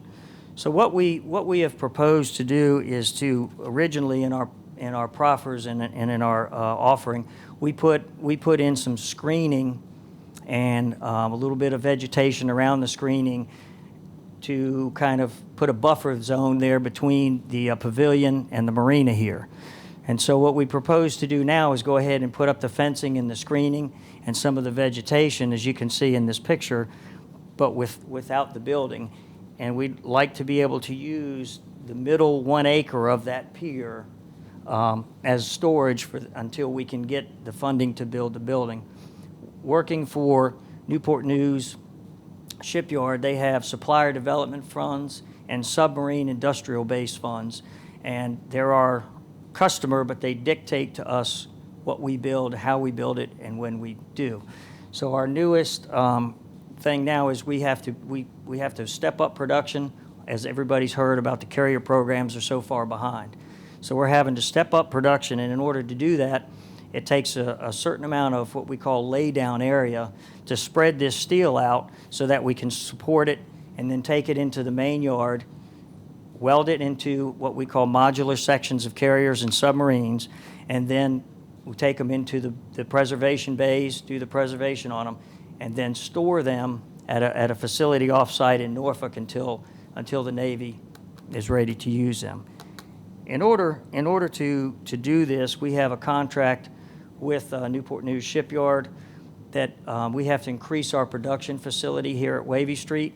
And so we're increasing that by about 14 employees a month up until this August. We're going to try to plateau at about 200 employees. That'll be welders, ship fitters, and then we have about 25 support staff that will come in on top of that as project management to oversee that production. So the biggest thing, that the reason Newport News is doing this and making us a carrier auxiliary campus for them is that they've run out of space in Newport News. I don't know if you've been to that facility, but they are completely out of laydown area. They're completely out of production space, and so we're very, very fortunate to be able to do that. And we're bringing all of that employment into Portsmouth.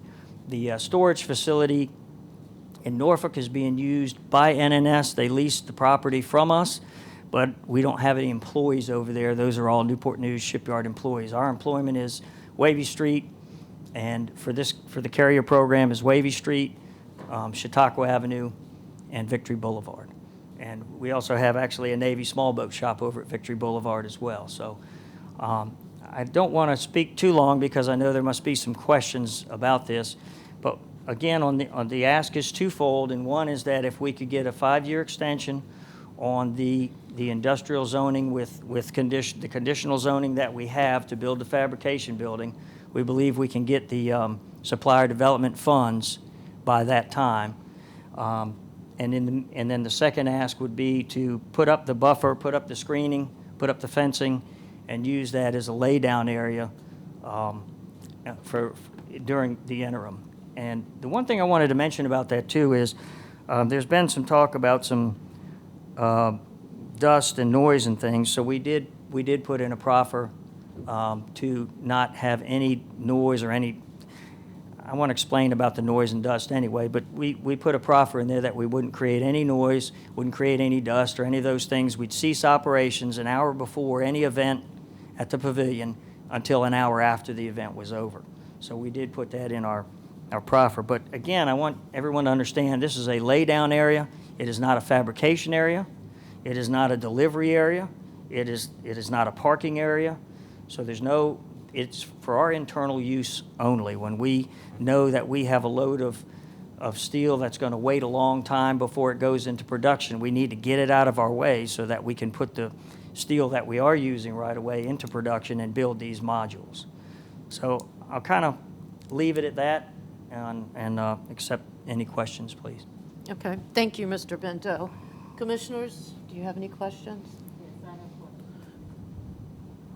Commissioner Chicketts?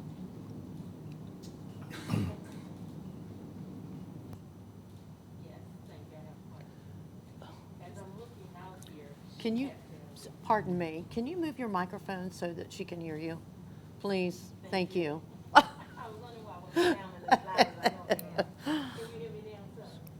It's not on, I don't think. I don't think it's on, but I can hear you. Can you hear me now? Much Yes. better. Thank you. Thank you. Thank you. Can you hear me now? Yes, ma'am. Okay. As I'm looking out here at Fairlead, that light blue, is that a fencing? What is that? The building, that building was what we proposed to build on the North Pier Right. 5 years from now. It will look similar to that, but quite a bit smaller. The footprint on the North Pier is smaller than that pier. So, but it would be a very similar building to match. But isn't that a blue fencing I'm looking at, or is it? What is that light blue? It's just the paint on the building at the bottom. Oh, that's the actual paint on the building. Yes, ma'am.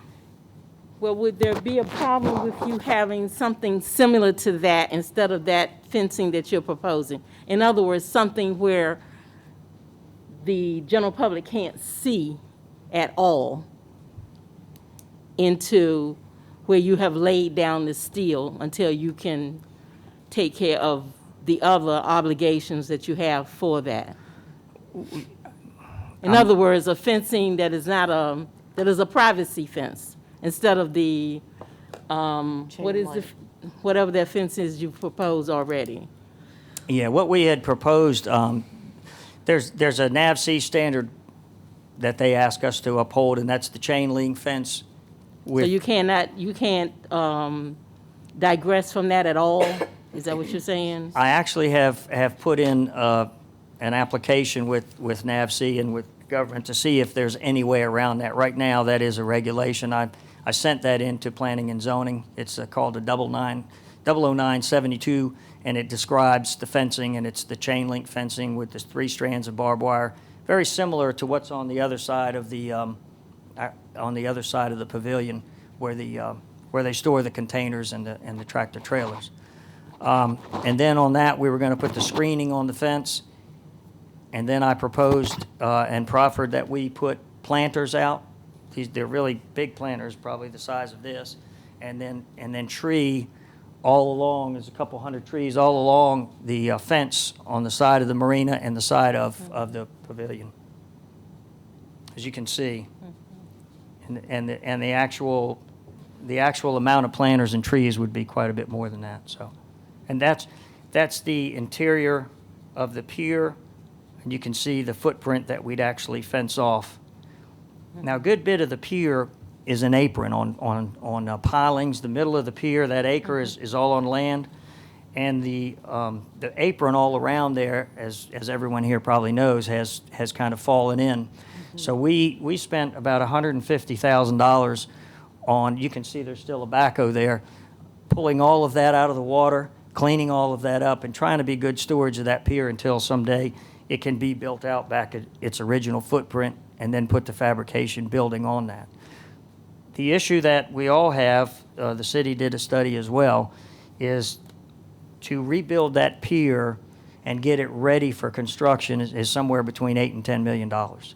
So until we can secure the funding from the Navy program for the Carrier Auxiliary Campus program, their supplier development funds, or the submarine industrial base funds, that project that's why we're asking for a 5-year extension, so we can get that funding and get the engineering done and get that built.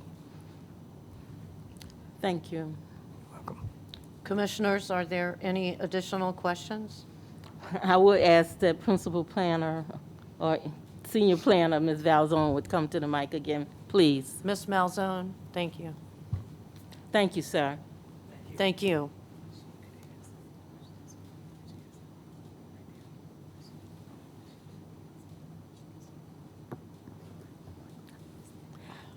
Once more, give me the details for the reason for the planning department's denying of the application, please. Okay, so the planning department is recommending denial of this application due to its proximity to the Atlantic Union Bank Pavilion and future waterfront development potential.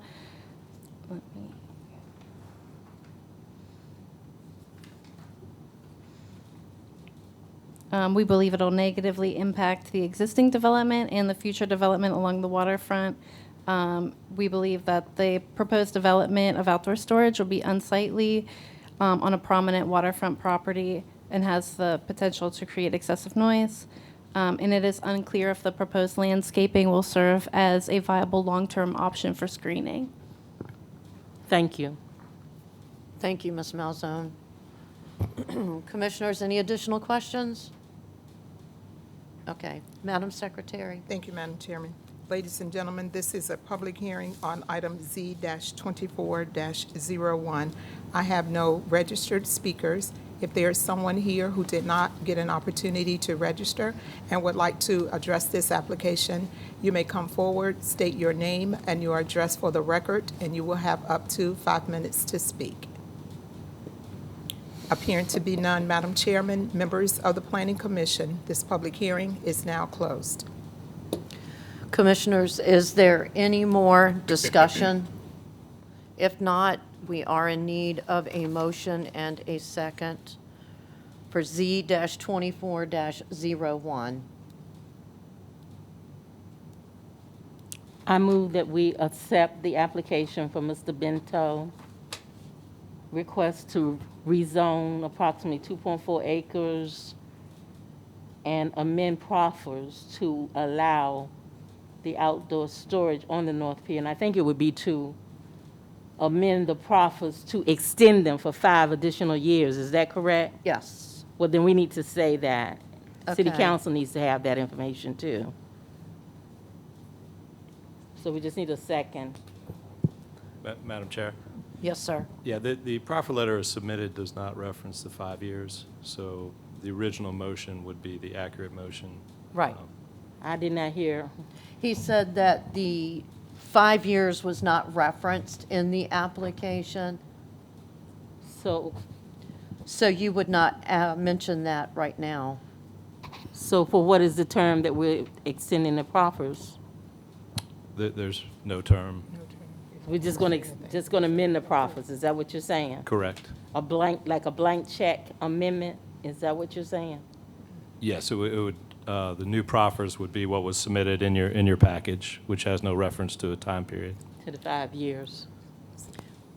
But there's no mention of 5 years. Right, I understand that now. Okay. Commissioners, is there a second?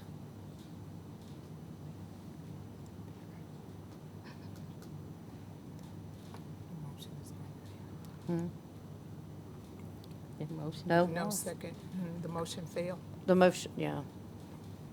Yeah, motion fails. Motion fails. Yeah, Madam Thank you. Secretary. Coleman has some. Commissioner Coleman? I vote to deny Z-24-01. We do need a second. I'll second. Madam Secretary? Yes, we have a motion and a second to deny Z-24-01, and you will be voting electronically.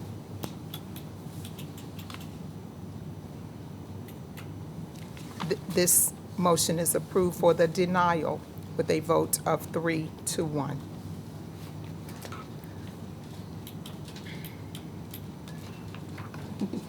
Thank you. Okay. Thank you.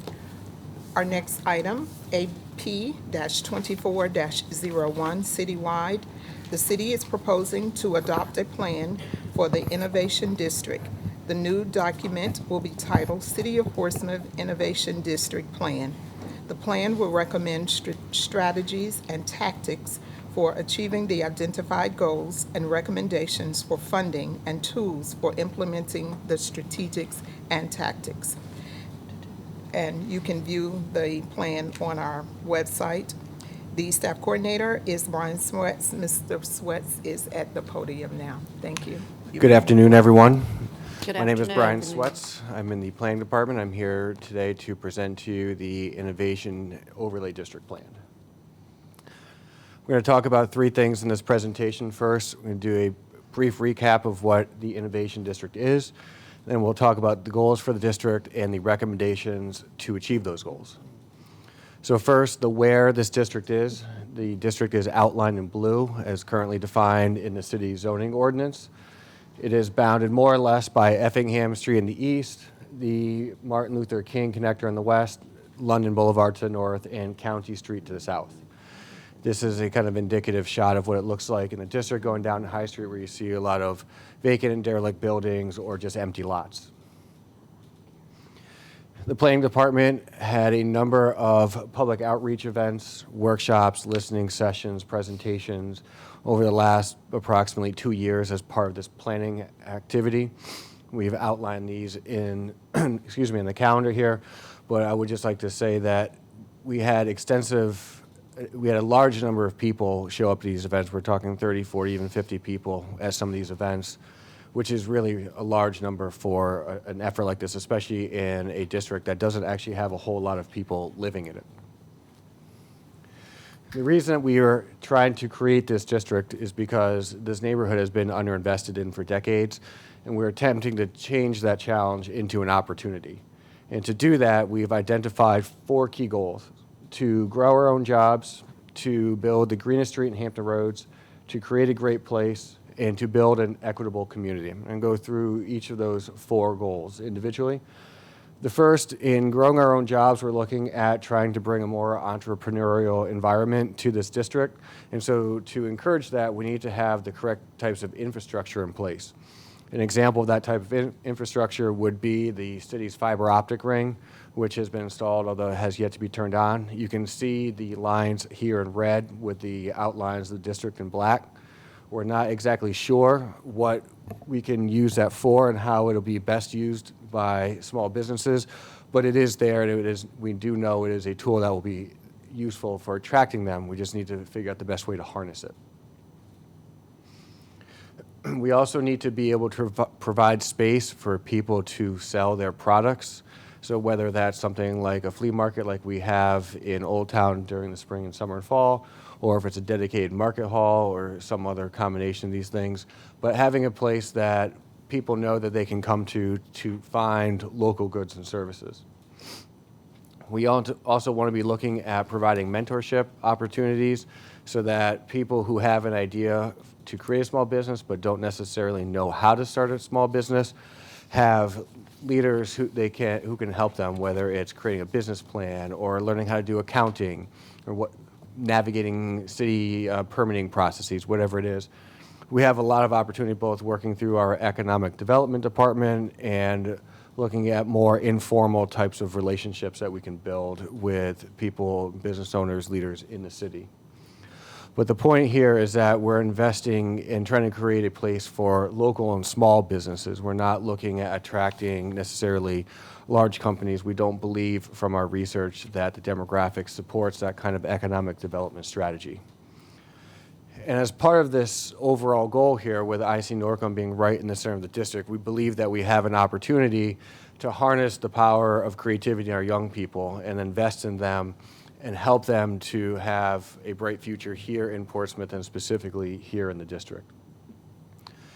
The second goal is the building of what we're calling the greenest street in Hampton Roads. We are awaiting the money from our RAISE grant, which we believe should be coming in a matter of weeks now as opposed to a matter of months.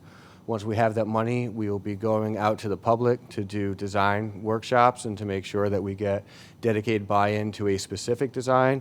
What I'm going to talk to you about now is characteristics of the street that we're looking for that have been widely agreed upon by people when they came to our public meetings, but these specific details will be ironed out when we get into the actual design process. But for right now, for a broader conversation, the kind of concept plan that you see on the screen works, where we reduce the number of travel lanes in each direction, so we just have one lane going in each direction with some dedicated turn lanes at appropriate intersections.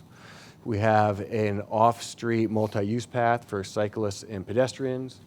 We have on-street parking. We have planter lanes for street trees.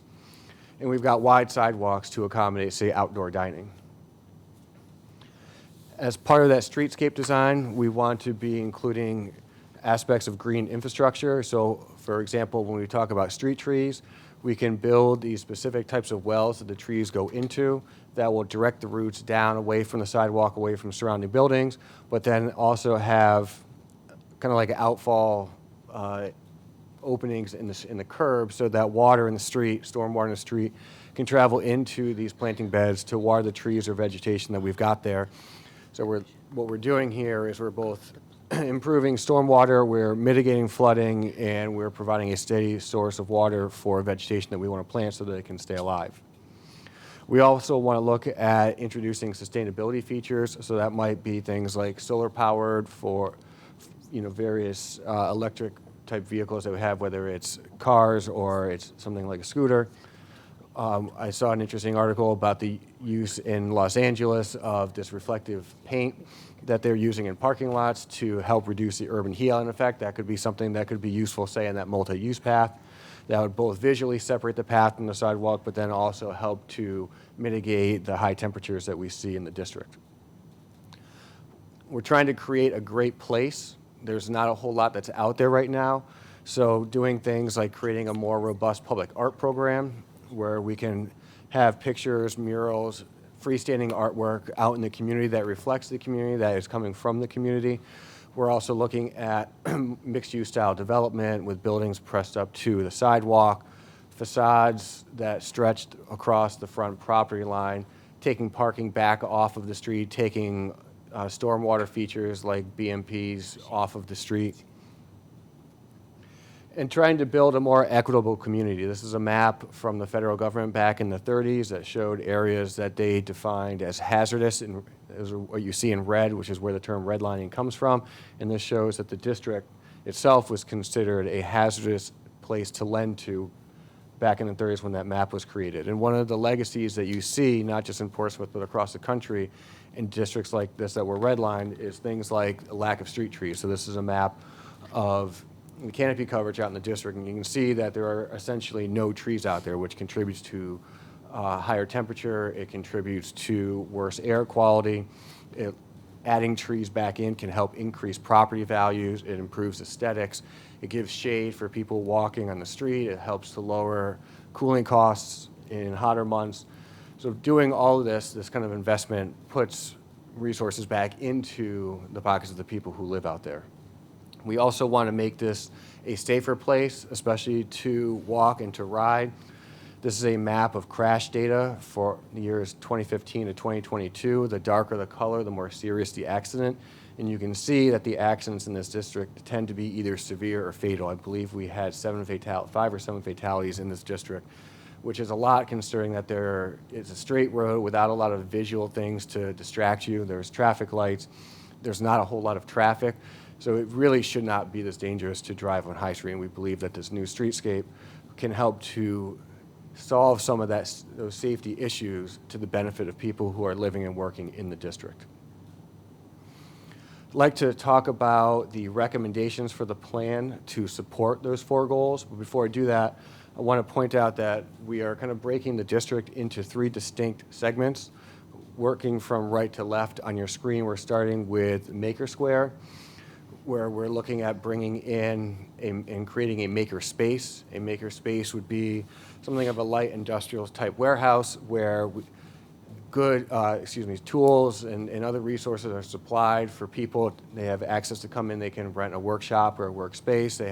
They can, through their membership, they have access to these tools, or they can take classes to learn skills like electrical working or woodworking or what have you. They can use that space then to create prototypes or to fashion prototypes, to work on creating ideas for a new business in a way that is much less capital intensive, makes it much easier for people to get in on the ground floor.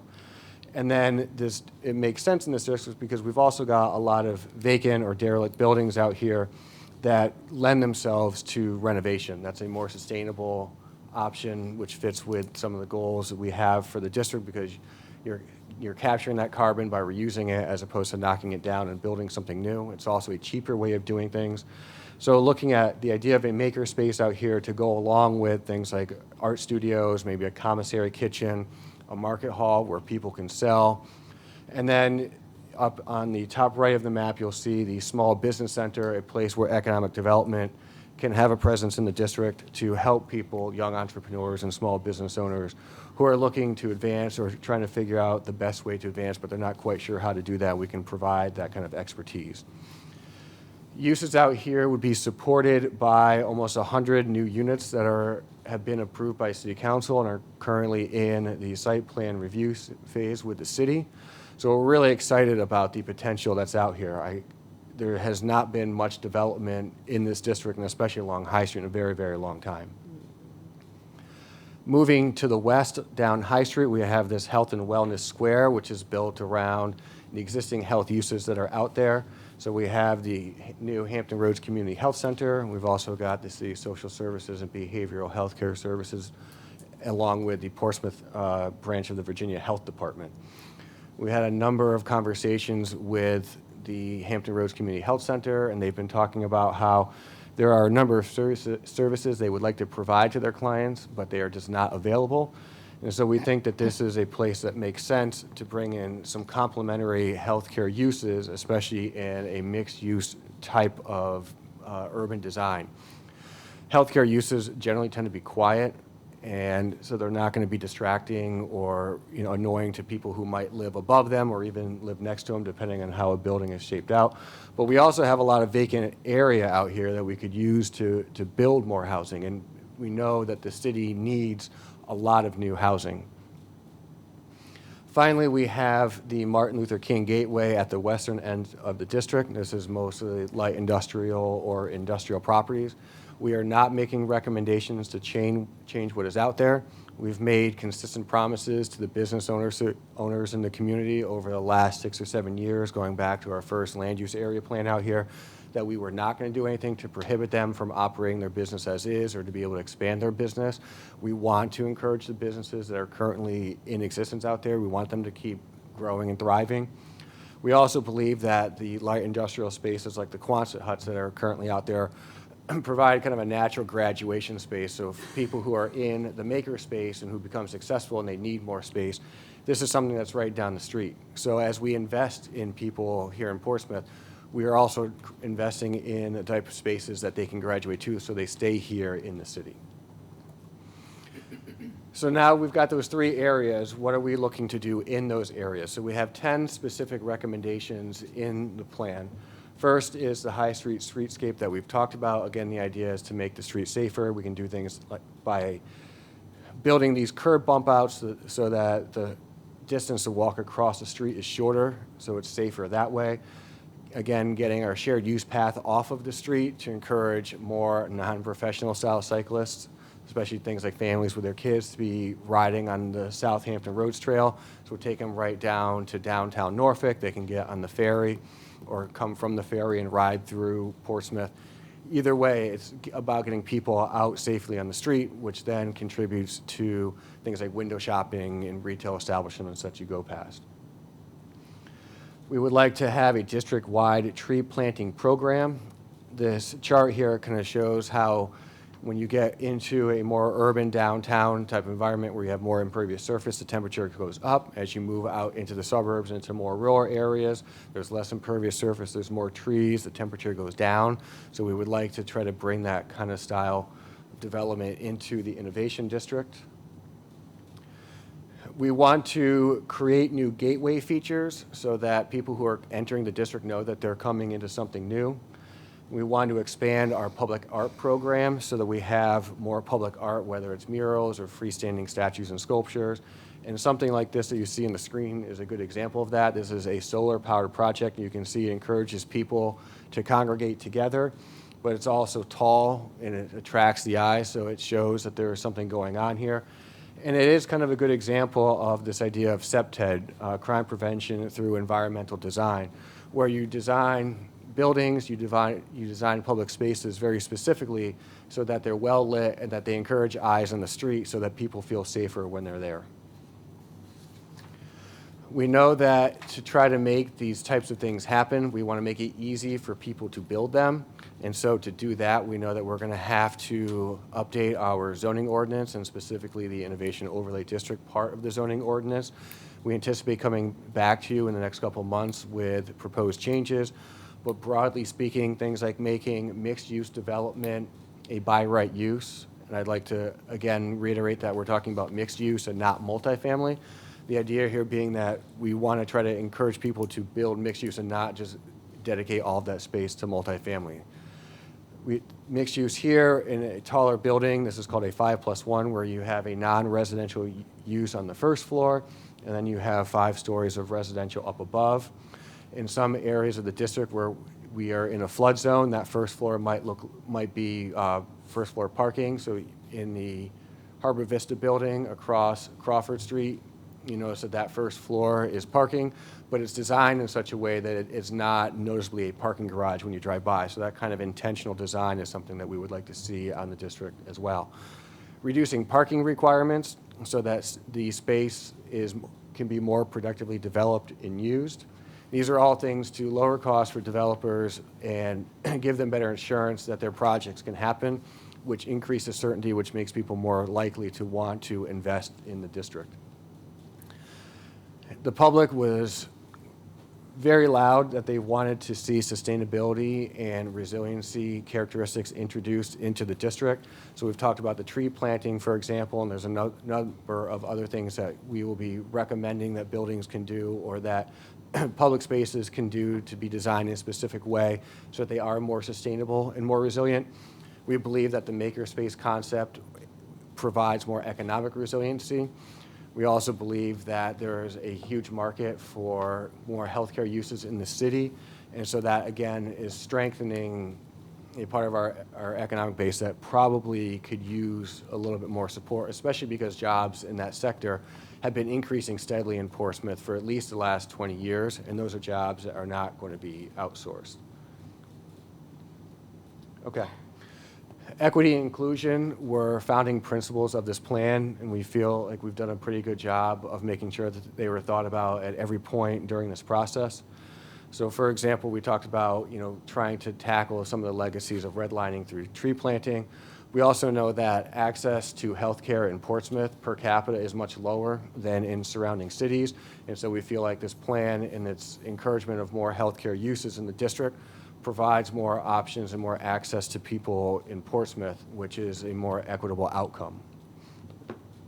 We need to bring a sense of leadership into the district as well. This is not something that can be done in a few years. This is going to take attention to detail over a long period of time. So we would like to see some sort of committee formed that is made up of a diverse group of local residents, business owners, local political leaders, young people, so that excuse me, we make sure that what we're doing out there is working and that we're getting feedback from people so we know what is and what is not working, but also so that we can keep calling attention to this so that we can keep putting money in the budget every year to try to make sure that we're continuing to invest and pay attention out here in the district. And finally, we need to develop an identity for this area out here. While we've been calling it the Innovation District, that's something that has been kind of dictated to people who live out there. It's not something that if you live there, that would be your first thought of what you would call your neighborhood. And so we need to create a process where we're creating something more organic, providing a name that rises up naturally, that fits, that seems to say this is something that belongs here as opposed to something that's been kind of dropped on top of the neighborhood. So we are recommending that you approve, or that you recommend to council that this plan be adopted, and I'm happy to answer any questions. Thank you, Mr. Swets. Commissioners, do you have any questions? Commissioner Jiggets? Yes, I thought of this question after the work planning session. Is there a age limit as far as for bicycling on the street? I mean, any young child can just be out there too? You know, you're supposed to wear a helmet, and you're supposed to be, you know, cycling in, if there's a bike lane, in a bike lane, but I am not aware of there being an age limit or an age minimum for riding on the street. Okay, and then, you know, the other thing about the trees, I'm going to make the assumption that you will probably be partnering with the Parks and Recs director on when it's time to purchase the trees and everything. Would that be correct? Yes. Okay, and obviously, you would convey my input about the male trees versus female trees. And my recommendation, which I think you have alluded to, that you would be meeting with IC Norcom High School's principal and doing a presentation to those students who attend Norcom about this project, because that is a way to engage them. Yep. Thank you so much. You're welcome. Thank you. Any additional questions? No? Okay. Thank you, Mr. Swets. Welcome. Madam Secretary? Thank you, Madam Chairman. Ladies and gentlemen, this is a public hearing on item AP-24-01. I have no registered speakers. If there is someone here who did not have an opportunity to register, you may come forward, state your name and your address for the record, and you will have up to 5 minutes to speak. Hi, Robert Cross, 547 Florida Avenue, Portsmouth. I'd like to address the Greenest Street in Hampton Roads plans. Mr. Sweets would like to have the city plant more trees. We already have a problem with the trees that exist. We don't take care of them in Portsmouth. Tree limbs fall on people's cars. The tree limbs fall on the houses, into the houses. Who's going to take care of these? That's my only question. Who's going to maintain these, and will the city maintain it, or is it going to be in 5 years? There will be no lighting because the trees are going to be shading off the lights like they do out in front of my house right now. I hate to say it, but it's a bad idea to just stick the trees there. They're not maintained, and they won't be. Thank you. Thank you, Mr. Cross. Is there anyone else here who did not get an opportunity to register and would like to address this application? Appearing to be none, Madam Chairman, members of the Planning Commission, this public. Did you have a question? Yes, I just wanted to know if Mr. Sweats wanted to respond to the comment about the trees.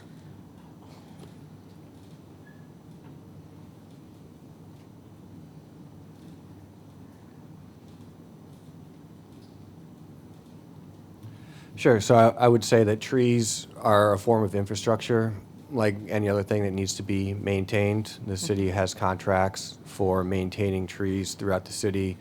What would be planted out here would be maintained in similar ways. Do trees cause problems? Yeah. The speaker was correct.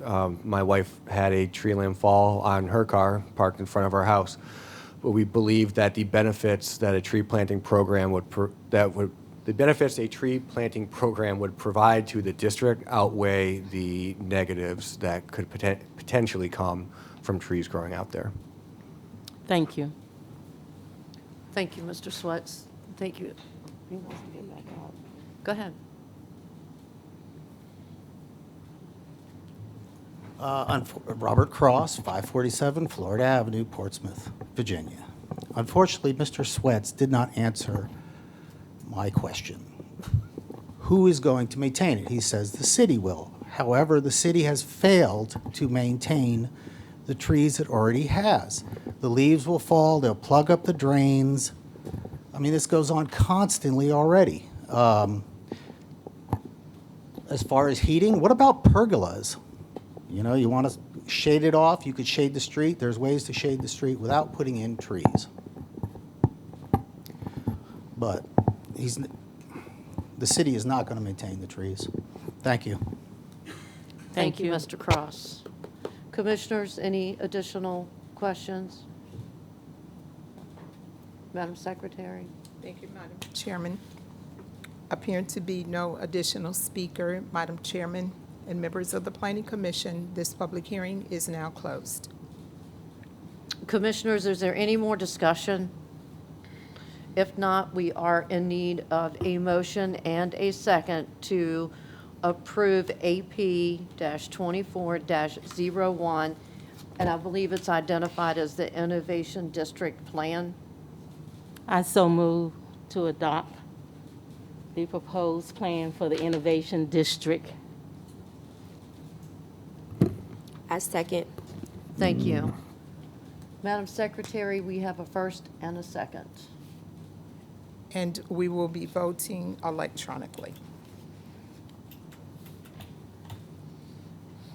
This item is approved by a vote of 4-0, and it will be going to City Council at their March the 26th, 2024 public hearing. Okay. You want me to vote on that before? Commissioners, you were provided, along with your package for today, the 2023 annual report. If there are no questions, we are in need of a motion and a second to approve the report. This was the annual report that went over the applications, Board of Zoning Appeals handled, if you will, for a lack of a better word at this moment, and the Planning Commission. Does anyone remember seeing that? Okay. All right, perfect. So we need a first and a second to approve the report, please. Commissioner Coleman? Yes, I move to approve the 2023 annual report. Thank you. Is there a second? I second. Thank you, Commissioner Taylor. Madam Secretary, we have a first and a second. Thank you, Madam Chairman. Motion and second to approve the 2023 annual report, and you will be voting electronically. Excuse me, call for a question, please. Yes, Commissioner Jiggets. I don't see that. It would have been in the packet that was given in the PDF that was sent to you. It was at the very end of your package when staff or Ms. Jackson sent it out. Okay, I thought you were saying it was in this that we had received. Okay. No. All right, thank you. Okay. All right, so everybody's voted. Sorry. This item is approved by a vote. No, everyone has not voted. Thank you. This item is approved by a vote of 4-0. Thank you, Madam Secretary. Yes, ma'am. Pardon? Nothing. Oh, at the beginning of this meeting, I failed to welcome our new planning director, Ms. Rhonda Russell. On behalf of the commissioners and myself, we'd like to welcome you. Do you have any further business? I'm sorry? Okay, thank you. Hearing none, this meeting is now adjourned.